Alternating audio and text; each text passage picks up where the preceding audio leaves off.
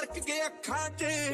ਖੱਬੀ ਖਾਨ ਬਰੋਬਰ ਨੇ ਜਦੋਂ ਭੱਜਣ ਤੇ ਆ ਗਏ ਫਿਰ ਪਾਣ ਬਰੋਬਰ ਨੇ ਸਾਡਾ ਮਾੜਾ ਸੋਚਦੇ ਜੋ